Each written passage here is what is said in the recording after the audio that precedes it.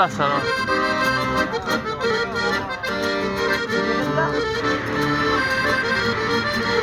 Hay bağırlar.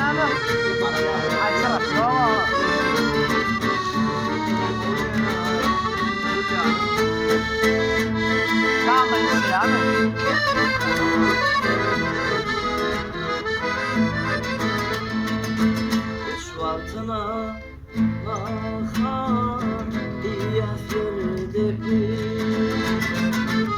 bakar yerine diyeler suvadı seni onlara otur ya bir çilim çekip aradı kalori saçara sarar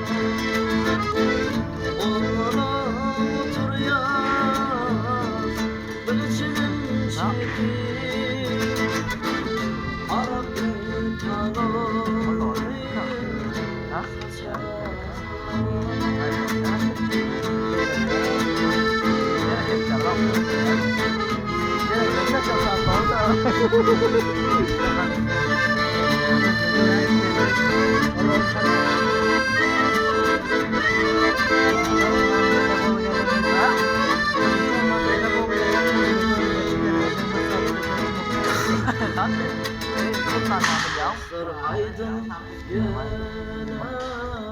yerden dönen gönüllerim saklanır hiçbir yere Kadyam sesi kulağıma yarar yorulan düşerdi aşağıya Kadyam sesi kulağıma yarar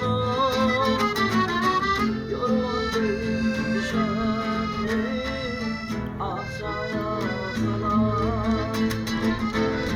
Havaman bildiye dostlara